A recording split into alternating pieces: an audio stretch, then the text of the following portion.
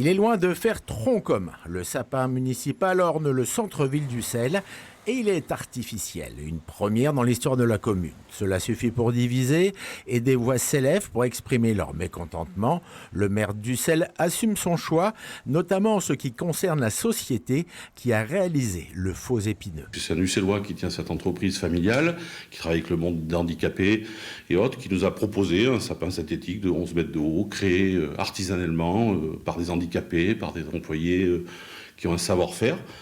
Donc nous avons décidé de tester pour le mettre sur la place de la Poste. Et Christophe Arfeuillère dénumérait aussi les 350 sapins naturels offerts pour orner les boutiques de la ville. 11 mètres de haut, loués pour 3 ans, moyennant environ 7 000 €.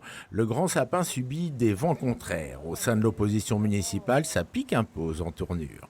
Un sapin naturel, d'abord il y a une valeur économique puisque les personnes qui les produisent c'est pour les vendre et ensuite on peut avoir un deuxième usage environnemental. Là je ne sais même pas d'où il émane ce sapin, par quelle composante il a été fabriqué et c'est un peu dommage d'avoir des éléments artificiels alors qu'on a la possibilité de mettre en place des sapins naturels. Et le passant issellois alors, pour ou contre? Apparemment il est artificiel. Ouais.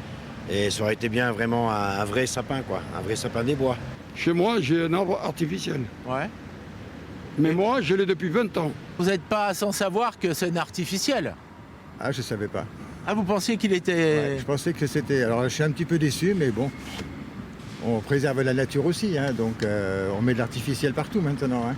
Dans 3 ans, à la fin de la location, la ville choisira de rendre le sapin ou de l'acquérir, et ce n'est pas de la poudre de perlimpinpin.